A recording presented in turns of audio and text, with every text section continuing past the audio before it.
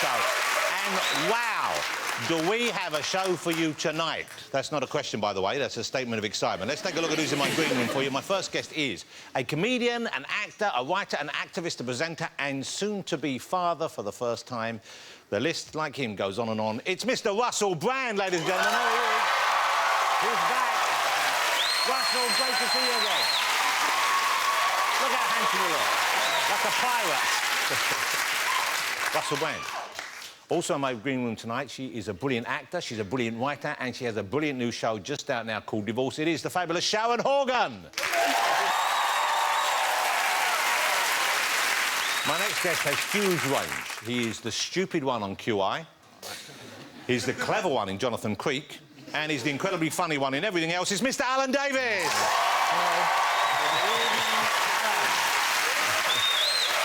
Already a great line-up, but if you're of a certain age, prepare to spontaneously combust like a Samsung smartphone. Because they're back. Last week, they announced their reunion tour, and they sold out the O2 in a stunning, this is unbelievable, 7 seconds. That's someone who got a ticket right there. It is, of course, Boss. There they are.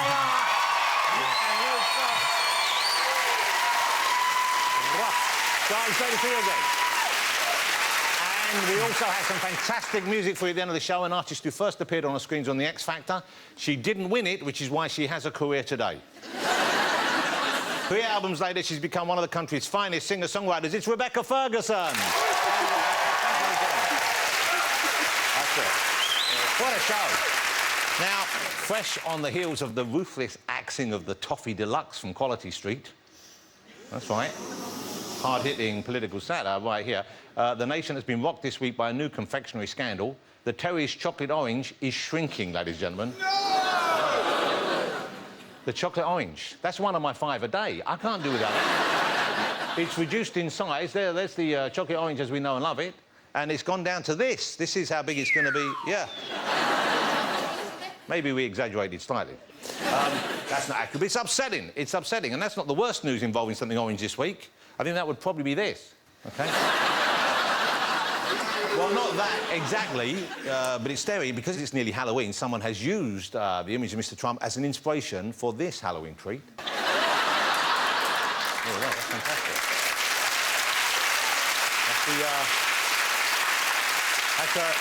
That's the Donald Trumpkin right there. It's a pretty good look. Actually, I suspect if you put that in his head, can we do that? Can we put it on the photograph? It doesn't look that different. This week, the nominations for some awards for wildlife photography were announced, and these are some photos. I thought I'd just show you because they're lovely photos there, and they've given me an idea. So have a look at these. They'll make you happy. Take a look at this one. That's a great... That is a happy frog. The sad part of that story concerning the frog, though, is that picture was taken outside a French restaurant, and that's a pool of garlic butter he's sitting in. I love this next guy. Look at this one here. Look at this. That's a good one. Alan, I don't know if you noticed, but I think that's exactly the same face that Stephen Fry pulled on QI every time he made you look stupid. Yes, or when I burst into his dressing room. That's it. Oh, Alan. Oh, Alan. My favourite one, though, is this. This is remarkable. They are 2 ants, and they're dancing. Strictly ant dancing. Look at that. OK? And that gave me an idea. I thought there should be a dance show like Strictly Come Dancing, but just with animals. Strictly Animal Dancing. That would be huge, wouldn't it? Yeah. Strictly Come Animal Dancing. That's my idea. Have a look at this. This is how it'd be.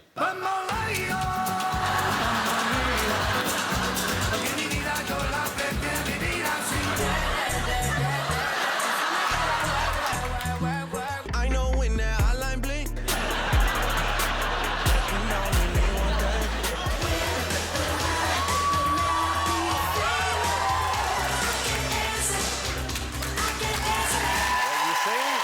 You see, you like him now. Let's get my first guest out. He hasn't been on TV for a while. It's so nice to welcome him back. It's Mr. Russell Brand, ladies and gentlemen.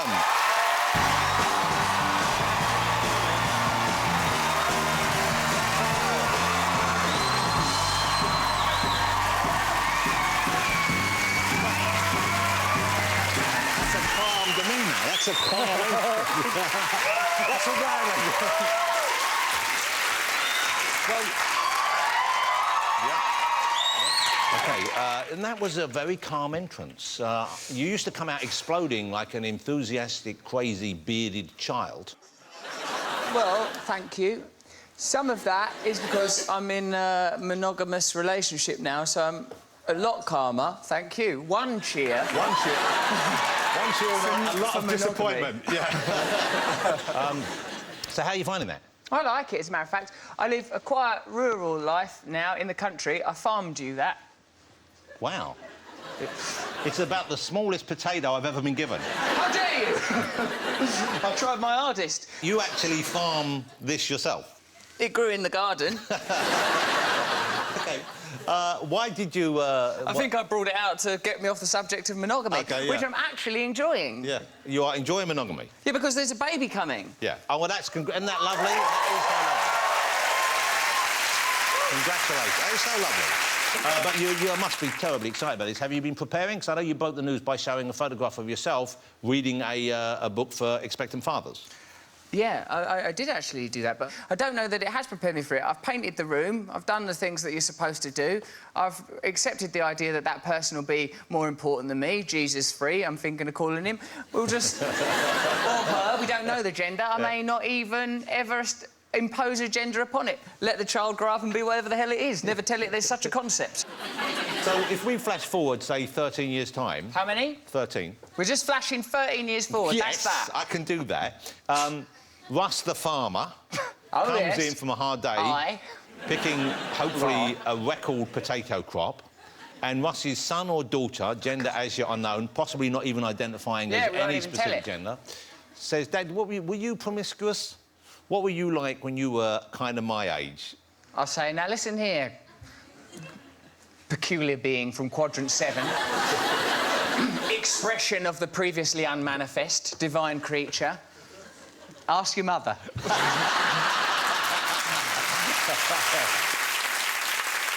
How lovely, though. How exciting for you. And you must be... do you genuinely feel ready for this, or are you worried about it? What are your concerns? Well, my concern is that inside the house I'll allow it to believe what it believes in and say whatever it does. But what if I'm out in the street and it starts... There's no such thing as a government! Bring down the system! Fuck you! Fuck the police! I don't know where he's picked that up from. I like your child's voice. It's a shrill little show-off. But, you know, I don't think that will be an issue for you. I don't think that's genuinely something you would have to worry about, because you are a temperate person. Away from the camera, certainly. You're relaxed and you're a very stable person, surprisingly. I mean, some people... People are openly laughing at the suggestion. Yeah, I mean, like, sort of with this new domestic life, with the 2 cats, the 13 chickens, the dog, you know, and the soon-to-come child, yeah, there is a necessary serenity. And I suppose, Jonathan, you know, being serious if I dare for a moment, but having, like, sort of been famous for, like, a decade, you think, oh, right, that's not really going to do anything. Having experienced all sorts of peculiar things, challenged myself in unusual ways, like getting involved in sort of the political conversation, I've kind of realised that you have to have some sort of transcendent inner serenity and some genuine earthed things in your life, hence the potato, or otherwise you'll go mental. OK, you mentioned politics there, and, of course, the big thing, and I wondered whether that's why you stepped away a little bit and why you moved to the countryside. I mean, obviously, it was partly a life change in terms of your relationship, but was it because of the attention you were getting for your kind of increasingly vocal political statements, your involvement in politics, and the fact that it couldn't really necessarily, I don't know, could it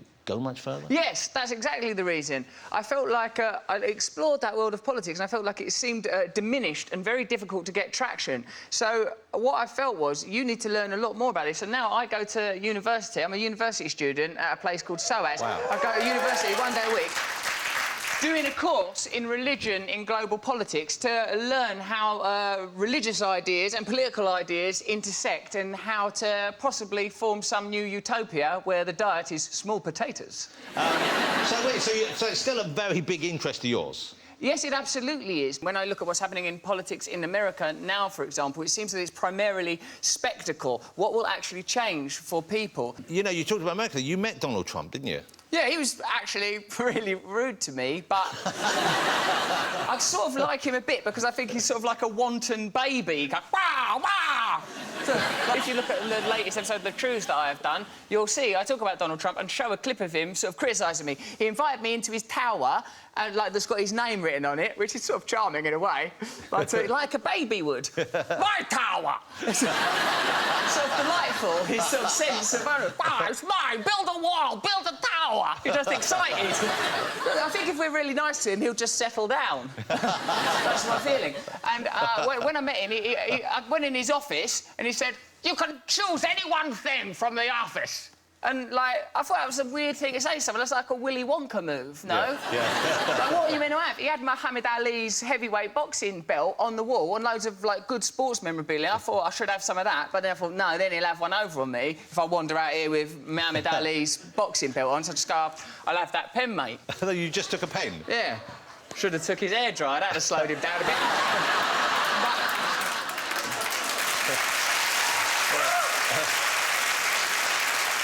He seems silly. That's what's amazing. Sort of sweet and really silly. It's sort of fascinating. Like, I was saying to him, are you not curious about anything else? Do you not have any curiosity? You've made all this money. You're not curious about spirituality? Are you not curious about altruism, philanthropy, whether or not there's a God? What is behind consciousness? How is the sub-particular world operating? Why is it that when a sub-particular piece of data is observed that it behaves differently than when it isn't observed? And he just said, not really. I'm not bothered about that. The whole time you were talking, he was thinking, any second now I'm going to grab this bearded lady by the pussy. That's probably what he was That was some phrase. And then, looking back, how weird was it for you, or was it not weird? Did you expect it? When just before the eve of an election in this country, when we're going to decide who takes us forward to the next 4 years, one of the two most likely candidates, Mr. Ed Miliband, comes round to see you and films an interview with you. That must have been a strange moment. It makes me think that the world is mad when things like that happen, because when I was a little kid, a massive Bros fan, may I say, I loved it. I loved Matt and Luke, and a little bit Craig, so I'm slightly wounded that he's not here. Yeah. But mostly it was the boys. It was the boys. Well, they were Bros. It was always Bros plus one. I'd strangle Craig in a heartbeat if it made either of them happy. Oh, my God, I really liked them. I was into them, and that weren't easy growing up in Grays, Essex, as a boy, which is what the part I was playing at that time. And they goes, it's not for you. But I said, it is. And he put Grolsch bottle tops on my little booties and everything. OK, so let's get back to Ed Miliband. You said you thought it was foolish. It was kind of like, like your idea of what the world was like when you were a kid. I did think how absurd that you can manifest such extraordinary things. How did I go from all that madness that happened with us in barely any time at all to, if you want to be Prime Minister, you better come round my flat? Doesn't make sense as a real thing. Yeah. Now, Russell's back in a movie, ladies and gentlemen, but he's in a movie, but he's not on screen in a movie because it's an animated film. And before we get to that, I got the feeling that, you made a number of movies in Hollywood, right in the heart of where the movie industry is, and you kind of didn't want to carry on doing that. I didn't. And, like, you know, look, I'm here promoting a film called Trolls, so, like, it's not like I've, like, exactly extricated myself entirely from the veil of Maya, because here I am promoting it, and I really hope they do well, because I met the people that are in it, like Justin Timberlake, and he was an absolutely delightful person. Yeah. And well, it's a great cast, all playing trolls, but it's a great cast of actors with you. They were pretending to be the trolls. Did you not pretend? I pretended to be a troll also. That is the concept, because it's nice if people explain it. We'd like you to pretend to be a troll. OK. Will there be some money? Oh, yeah, have some money. I'll do it. There are the trolls that we're pretending to be, Jonathan. Well, shall we have a look at Trolls? This is going to be out Friday everywhere. It's great fun, especially if you've got kids. This is Trolls. I wouldn't be caught dead at your party, but you will be caught and dead. Whoa, easy, Grant, easy. Thank you for providing safe passage, brother. Namaste. OK, first of all, mate, thanks for sharing your unique perspective on things. But just for now, why don't you try and some positivity, eh? A little positivity might go with that best. Hug time! It is hug time. Hug time! Our hearts are synchronising. I can squeeze you forever. Trolls is out everywhere on Friday. So they made some toys for the trolls. Oh, yeah? They reckon this will be one of the hot toys this Christmas. This is the girl troll. She's not. Hug time! It's hug time. OK. I see it. That's a troll. OK. Do you want me to join you in this bit? I can assist you. I'm a qualified comedian. They didn't make a Russell doll, is what I'm saying. I'm hurt by that. OK. So we mock one up. Go on. Now, this doesn't look how you look in the film. This is how we think you should look as a troll. You know I'm sensitive. Am I going to be hurt by this? No, I don't think so. Okay. I love that. Yeah, I think it's really good. I'm very happy. It's had time. Why have DreamWorks neglected this merchandising opportunity? I've got a little thing I pull here. Pay your tax, you slags. That's a message. I'm delighted with this. OK. You know, you mentioned... OK, so Laura's your fiancée now. That's right. OK, did you propose? Yeah. And can I ask you how you proposed? I cried at my own beauty. Well, that'll do it. You know when you think, I'm being so nice now, oh, God, I think I'm going to cry. Like, because you're impressed with how nice you are. Is that normal? I know that. That was enough laughs. Oh, no, not normal, not normal. Back at school, bigger boys laugh. Brass poster coming down, bottle tops off. I'll play your football. I'll play your football. A marvellous...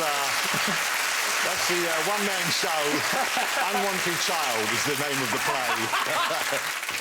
Russell, thank you very much for coming on. And also, I'm very pleased because I get the feeling that you are closer to being in a state of some sort of calm and happiness in your life than you've ever been before. Oh, thank God you've said that. Because actually, I take you seriously. Yeah, I know you do. I know you do, which is something you need to work on. Maybe that's one of the things holding you back. He's here all night. It's Russell Brand, ladies and gentlemen. Still to come, joining us out here, we have Alan Davies, Sharon Horgan, and after the break, Ross will be here, so don't go away.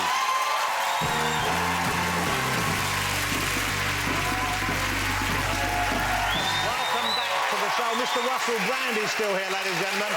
But let's get my next guest out to join in. Now, it's exciting news, of course. They topped the charts back in the day in 20 countries. They played Wembley for 19 consecutive nights. Before we get them out, let me just remind you, those who remember them and are fond of them, but those who maybe weren't around back then, this is them doing what they did best. This is a little montage showing you what happened when Bros were Bros. Their debut album went gold within a week of release. Their first single reached #2 in the charts. You suffer for your eye with the jogging in the pond, you know you. Well, on chaps. Come along, Bros. Yes, they've arrived in our foyer.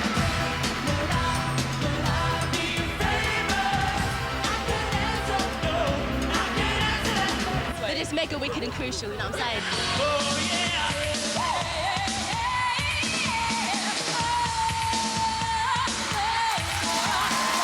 Yeah, they're back, and they are still, if I may quote that young woman, they are still mega, wicked and crucial. It's Bros, ladies and gentlemen.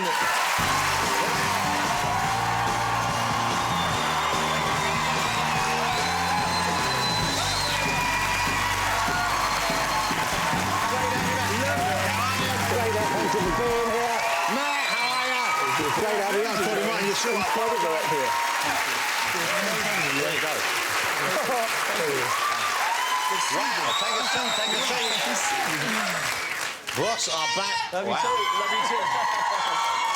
too. That's a good-looking couch right there, right now, isn't it, ladies and gentlemen? I think it is. What a lovely welcome. Can I bribe you for that troll? You can... What, Russell's one? Yeah, I want that troll. Depends. Do you mind? No, I'll be happy for you to have it, mate. That's one of my childhood dreams fulfilled. I always wanted to give you an effigy of myself. Russell, here comes. Allow me to present it to you. Here, please, take this troll, treasure it always. And please, feel free to molest it at your leisure.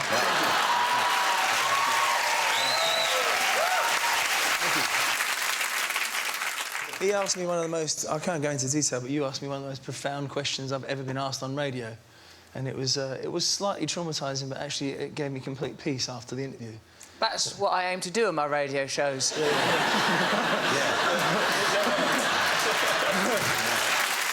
Well, I don't know.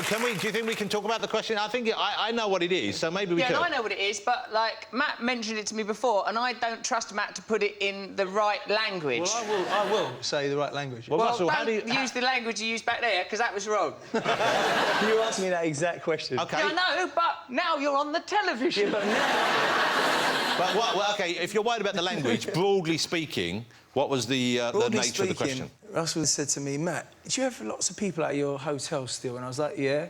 He goes, do you ever find yourself by yourself in the bed, feeling a little bit aroused? And I said, sometimes, Russell, yeah, why? He goes, do you want to take this part on for me? Yes, I will, actually, Max. I think you're on thin ice.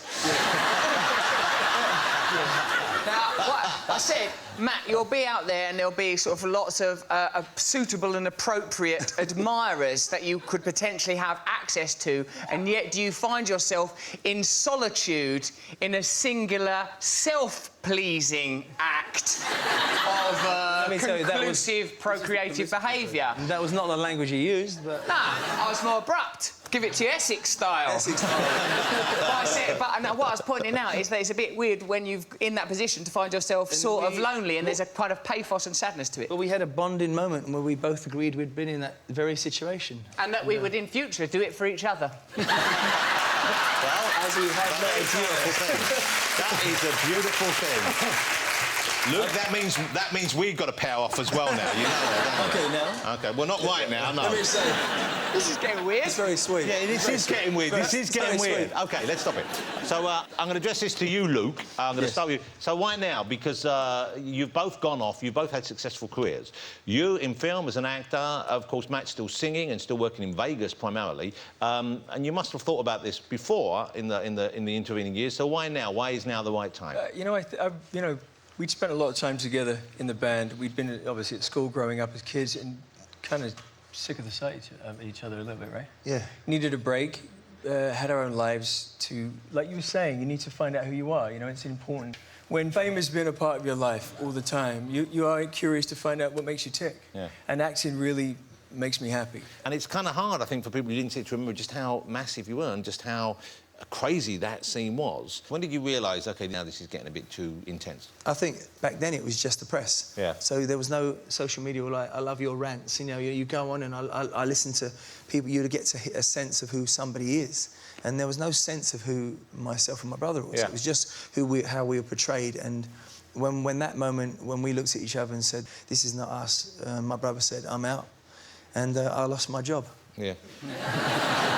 So, Luke, Luke was the primary reason why you disassembled. Yeah, he called me up. He called me up one day. He said, we went in at number 9 in the charts, and I never forget this. We went at number 9 instead of number 1, 2, or 3, and they said, "Is this the end of Bros?" Because we didn't go in the top 5. To be honest with you, it was a lot of fun. I just reached a point where... telling him you were quitting was a lot of fun? That was a lot of fun. I have to say, it just reached a point where I thought, you know what, I just felt like all the Svengalis around us and trying to please so many grown-ups. I know it sounds a silly thing to say, but I was still a kid, and I'm like, you know what?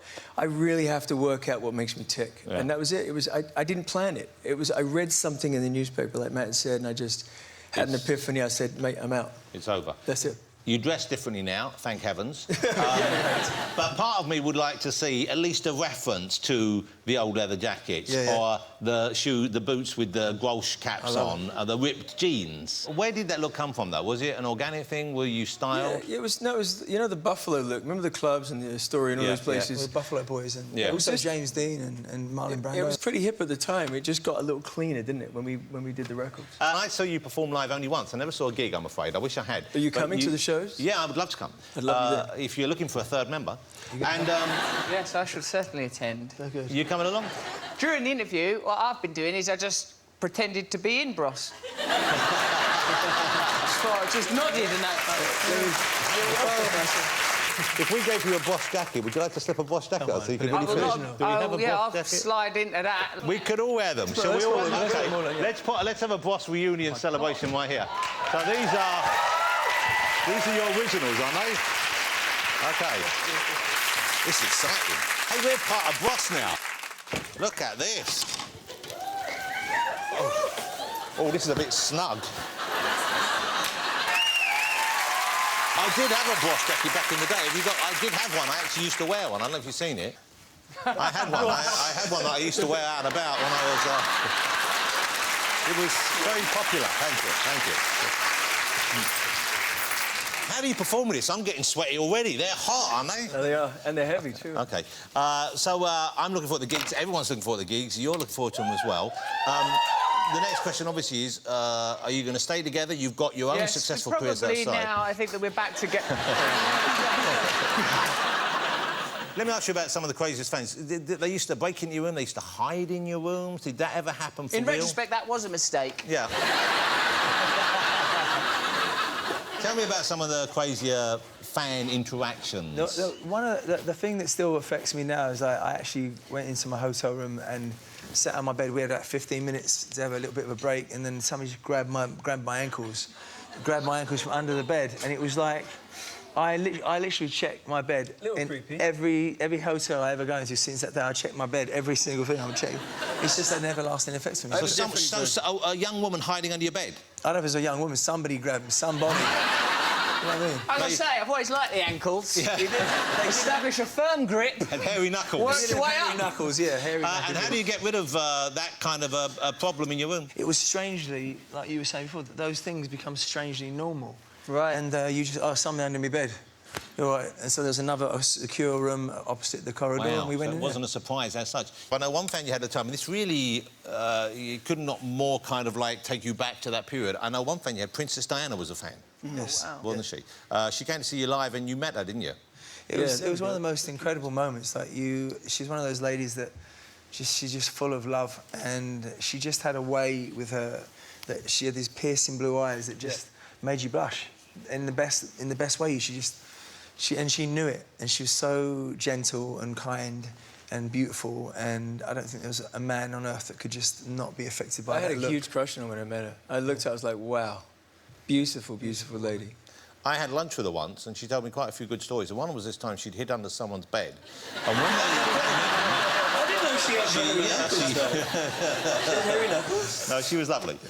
Guys, it's great to have you back. And when are the concerts happening? What's the date of the first one? August 19th, right? August 19th at the O2. So you've got first. plenty of time to get ready for that. Yes. And after that, they're going to go, well, we know they're sold out already. Are you going to do new material? Are Bros going to stay together?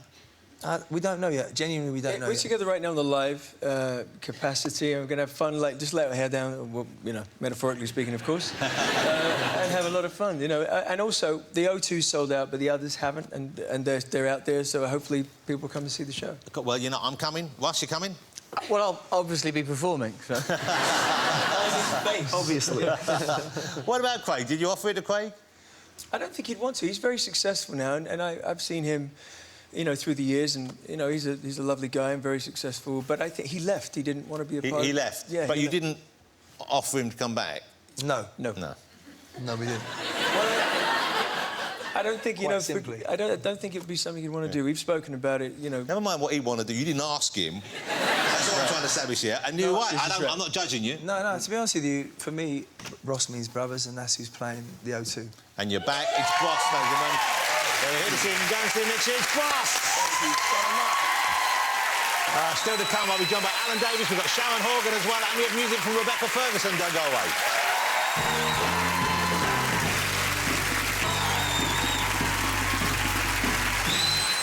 Welcome back to the show, ladies and gentlemen. Let's get my next guest right out here. He is the star of QI, the star of Jonathan Creek, and now Channel 4's great new sitcom, Damned. It is, of course, the very funny Mr. Alan Davis.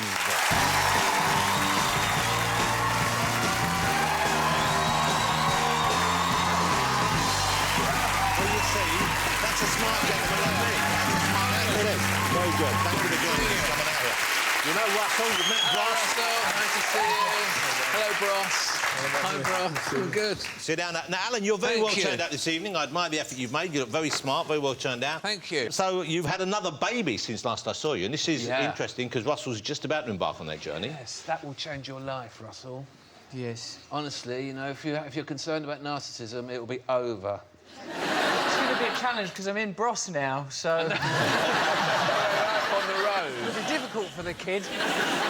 So this is your third one, of course? Yeah, he's 13 months, the third one. 13 months. I didn't want him. He knows I didn't want him. But now he's out. You must have... He comes at me all the time now, like that. He goes, ah! Yeah. And so you've warmed to the idea that he's there anyway? I love it. I love it. It kills you. I'm trying to teach him Twinkle, Twinkle, Little Star, but he can only do Up Above. Up, up, up, the world so high. No, he just stops at Up Above. Wow. So when he meets new people, he goes, Up Above. So what's not to like about that? Will you have any more? No. I'm concerned about them hurting themselves all the time. But sometimes when you're with them, when they do hurt themselves, it's great. You've got to enjoy that moment. Right. What do you enjoy about it? Well, because it's funny. They're quite aggravating. They never do what you want. My wife bought me as a present a seat for my push bike for the baby to go on, and we needed to get her a helmet, and she ran all the way down this shop to where the helmets were, and just in front of the cycling helmets, she fell over and banged her head on the floor in front of the... If she could have probably reached out and got a helmet on before she creamed herself on the floor, and a proper little egg came up. You know, it's one of them when people go, oh, Jesus, you're right. And that made the tricky getting the helmets on. It's got to be a tight fit. Tight fit. Do you remember tight fit? I do. Yeah. Were you a Bros fan, by the way, Becky? No, I wasn't a Bros fan. Yeah, OK. Clue what was going on. They were so weird looking, weren't they? They're like, honestly, they were out of a sci-fi film. Yeah, They're this sort of super shiny with You know they're still hair. here. You know they're still right there. They were really unusual. I thought there was one of them in a mirror. I didn't believe that there were two people. I thought, you know, they were. It's hard to get across to people maybe who weren't around at the time. Huge. I mean, huge. They were absolutely, like you said, on the paper, all over the papers Biggest the thing. whole time. The biggest thing. The biggest thing. Yeah. And it completely passed me by. You know, I thought, what is going on? I noticed. Moving on from your love of Bros, you and Russell are the only two. You're sticking with the longer hair, you two gentlemen. I noticed that now. Russell, that's your look, I guess. Is it because you're doing Jonathan Creek again? Is that why you keep it longer? I've just done Jonathan Creek. I actually had a trim. I've been shorn a little bit. My hair isn't... Russell, I'm slightly envious because it's still got some of your youthfulness in your hair. Ah! But I think you're maybe a little bit younger than me. But my hair's died... A little bit. It's died a death on my head, and they used to glue bits in. If I didn't have enough hair, they'd glue a bit of hair in to give me the full Creek effect. And it was always this nice nut brown hair that was all curly, and they'd stick it in, it was all soft. And then we did a special, and they said, we're going to have to put some wefts in, you haven't got enough hair. Weft? And they had a polystyrene head. It looked like they cleaned out the plug in the sink and stuck it in a polystyrene head, and I was thinking, oh, there must be some sort of a terrible vagrant character who they're doing some work on who's going to come in a minute, and then they picked one up and stuck it on my head. And I now have... Clearly, I've got a vagrant's hair. So it's depressing, you know, and your hair goes grey and it won't go curly, and it's a bit lank and dead and dry. And I miss it. That's OK. OK, so you turned 50 this year, is that right? Yes, I did. OK. You keep in shape? Are you worried about the ageing process in that way? Do you try and hold it at bay? A little bit. At the moment, I'm doing Sober for October. Oh, OK. How's that going? From Macmillan. So, you know, sponsor. Oh, well, that's a good thing. That's a great thing. Yeah, what are you laughing at? That's a perfectly serious request. Well, is it hard for you to stay off the booze, though? Are you someone who finds it hard? No. Do you feel... So it's not really... You're not really giving up that much, then? No, I'm not really. My wife... I said to my wife, do you want to do it with me? She was pregnant for ages and then breastfeeding for ages, and she's like, fuck off. She had the longest flute of Prosecco I've ever seen in my life. She was waving in front of me on day one. I'm getting through this. Sometimes it's nice to be supported and sometimes it's nice to be challenged. Yeah. But you could do it. You've done it for years. You haven't drunk for years, Ross, have you? 13 and a half years. Wow, well, congratulations. Congratulations. Is it still a struggle for you? It's not a struggle as much anymore, is it? Yes! How much money have you raised for Macmillan Cancer by staying dry for 13 and a half years? I've just been white-knuckling my way through alcoholism, and Macmillan ain't benefited. OK. Well done. And then this is the main reason you're here, though. This is an exciting new comedy show that Alan's part of, called It's just called Damned. Just called Damned, okay. Which is damned if you do, damned if you don't. It's about social workers. Yeah, which doesn't sound immediately like the most ripe subject for comedy. No, children's social services. Hilarious. Yeah. And, Joe Brand, who created this show and has written it with Morwenna Banks and Will Smith, the comedian, they've done a wonderful job creating a show that's serious and about a serious issue, but it's very, very funny, very nice about politics in the office and relationships and daft characters, fantastic actors like Kevin Eldon and Izzy Sooty. Did you ever work in an office? Did you ever have, like, a real-world job? Never in my life. And this was great because we filmed this in a social services office in Broxbourne. So we were in there for all those weeks and we had our lunch out of a polystyrene box in the mayor's sitting room, and it was all quite an interesting and sort of real-world experience. Let's have a look at a clip of This Is Damned. It's the new Channel 4 show. It's on Tuesday at 10 p.m. Have a look at this. It's ringing and I've got to type and it's just... It will keep ringing. You just need to press the button that I told you to press. Then you say, Children's Services, how may I direct your call? It's very simple. Then you connect to the person and all the names, I've written them for you. OK. Al, Rose, Knitting. Al, Rose, Knitting. No, just say Children's Services, how may I direct your call? Children's Services, how may I direct your call? Press the button with my name. Well, it's here, actually. I want to talk to you now. Listen to me. I can't talk to him at the desk. Go over there, put a headset on for privacy. He's got to put a Just connect it! Sorry. Just connect it. That's Damned, Tuesday night, Channel 4. Tuesday night. Yeah. OK. Very bold. You doing more stand-up there? You were Totally. I've got the DVD out for Christmas, Jonathan. Allow me to plug it. Yeah, but are you... It's really good. It's hilarious. Yeah, OK. I'm not doing it so much now because now the third child's come along and the other two are at school and the weekends are too important. But I toured for about... I was away from stand-up for 10 years and then I toured for about 4 years, pretty much all the time. And I did 2 shows out of it and I loved it. I loved it. Well, I want you to do more because we have on the couch here 2 of the funniest comedians I've ever seen live and one of Boston Russell as well. No, you guys are 2 of the best I've ever seen and it's great to have you all here. Ladies and gentlemen, Mr Alan Davis! Thank you, Alan. That was great. All right, still to come on the show, I will be chatting to the fabulous Sharon Horgan and we have music from Rebecca Ferguson. See you in a couple of minutes.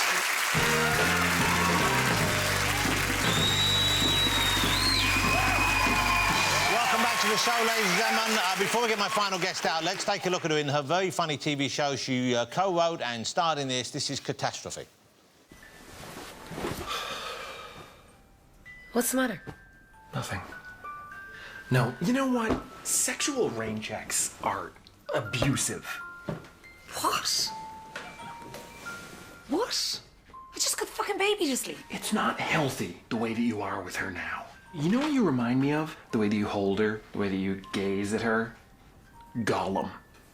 From Lord of the Rings, Andy Smeagol, weird CGI man thing. Yeah, I know who Gollum is. Good, because that's what I see when I look at you now. Because? Because of the way you're all hunched over her, like, don't touch my precious. Stay away from my precious. Well, you know, first off, I thought you were comparing me to Gollum because of my sunken eyes, so now I don't even care. And secondly, look at you. You're shouting at your family with a massive boner. Are you proud of yourself? I'm not shouting. It's the fabulous Sharon Horgan, ladies and gentlemen. It is.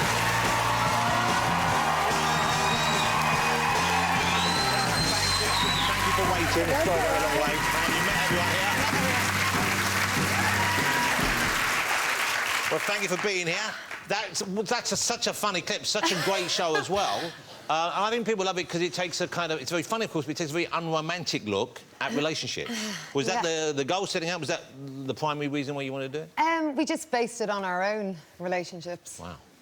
And that's what we saw. I guess it's just not... It's not a rosy sort of view of it. It's real, and I think people like watching that because they see their own sort of terrible lives reflected back at them. Is it ever uncomfortable, though, if you're watching at home with your partner or if Rob's watching with his partner at home, do you ever get uncomfortable? Is it ever too close to home? Is it ever too revealing? I just, like, look straight ahead and maybe, like, catch a bit of him out of my peripheral, sort of staring at me, just wondering why I put that really personal detail from our lives into the show. So you don't run it past him first? No, because what if he said no? That would be... You'd lose a joke. And also, it's a lovely surprise for him on the evening. Yeah, it's a lovely surprise for him and for his family, for his mum. Is there more to come? Because are you doing another series of... Yeah, we're writing it. at the moment. It's really hard. It's hard. It's like Yeah. a tricky third album. I thought you were Bros. Sorry. It's like. That's never happened before.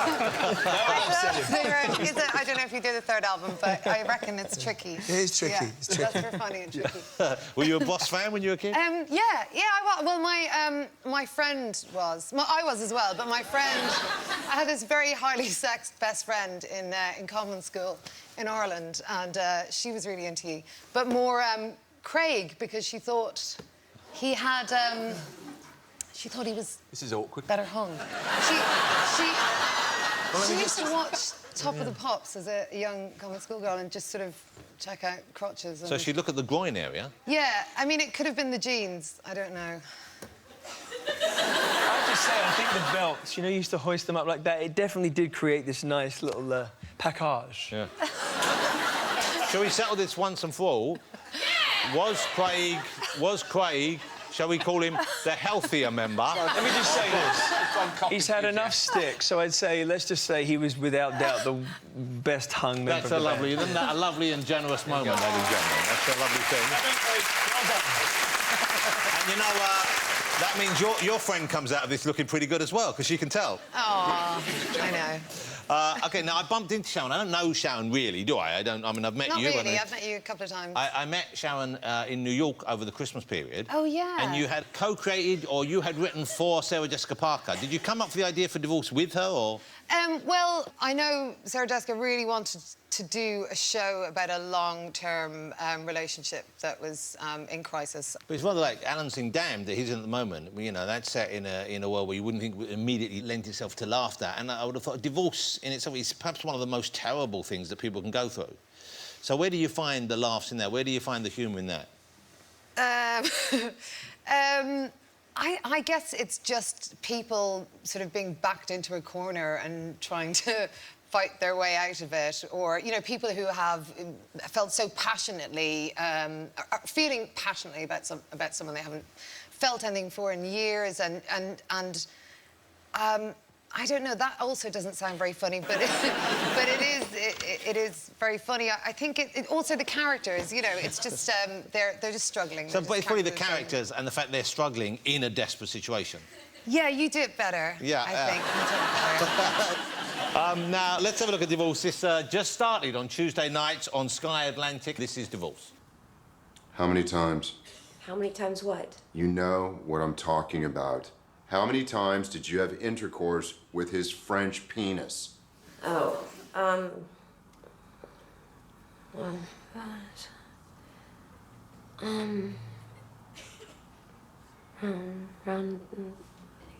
30, 32. What the fuck? 32?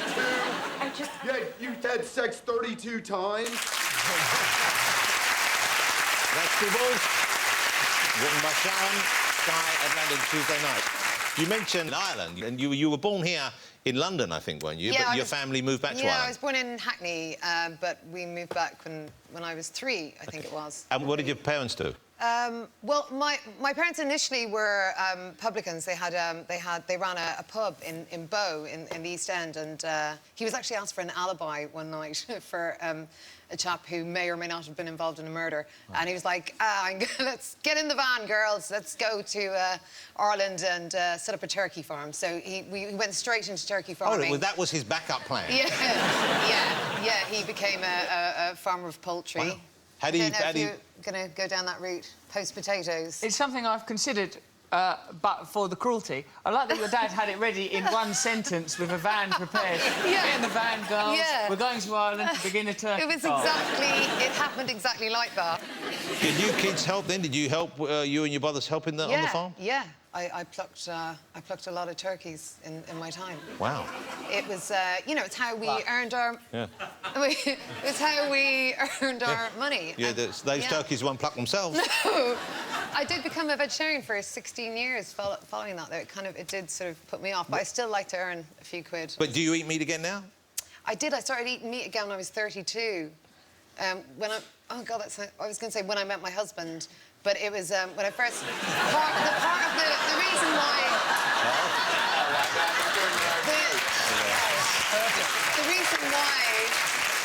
The reason why I remember... No explanation necessary. The reason why I remember is because it was part of our courtship, was me... Well, once again, no explanation necessary. It's a wonderful thing as long as it's consensual. But what I mean is it's, you know, in Ireland, there wasn't a lot of good meat on offer. And once again... Stop it! No, I'm not doing anything. In the 70s, anyway, there was a lot more meat available, and so I would go. So we'd go to all these restaurants, and I would eat these incredible, you know, things I'd never eaten before, and you know. So well, you are open to new experiences. So silly. I used to go into, this is not a joke, but I used to go into supermarkets and stand in the cold meat aisles and just kind of be turned on because there is so many meats and meats that I didn't know. And so little time. So many meats and so little time. Okay. So much meat. Well done. Divorce, the very funny new series about divorce, that won't surprise you, from Sharon Horgan, is on Tuesday nights on Sky Atlantic, and let's hope more Catastrophe soon, because that's a great show. Yeah, I think it's coming out sort of March next year or something like that. The fabulous Sharon Horgan, ladies and gentlemen. Thank you, Sharon. Thank you. Thanks to all my guests tonight. And now, doing her new song, Bones, it's the wonderful Rebecca Ferguson. I wish that you could see who I really am. It's tough being a woman in love with an unkind man. 'Cause baby, I'd give you the world. In fact, I already do. And how do you repay that? Talk to me like I'm just a regular tramp trying to do you over. Have you even got a clue what I gave up just to be here? To serve you with your steak and beer. 'Cause baby, that's love. Baby, that's real. And all I've ever wanted was for your loving arms to wrap themselves around me and say, hey girl, you're the prettiest thing my eyes have ever seen. Come and lay your bones down with me. Come and lay your bones down with me. Hey girl, you're the prettiest thing my heart has ever known. Come and lay your bones down with me. Come and lay your bones down. I'm not trying to play the victim. Don't wanna go head to head. But boy, I shouldn't have to stand in the mirror convincing myself I'm fair. Baby, that's your job to do. And maybe you should say I'm beautiful. Why'd you wanna watch the set when I'm laying right next to you in our own room? I feel like you don't even know I'm there. But I put a brush for my hair for you. Ran my fingertips over your back real smooth. Boy, I need love. And I don't get enough. And all I've ever wanted was for your loving arms to wrap themselves around me and say, hey girl, you're the prettiest thing my eyes have ever seen. Come and lay your bones down with me. Come and lay your bones down with me. I look you dead in the eyes and said I love you. In the eyes and said I want you. In the eyes and said this is what I'm asking for.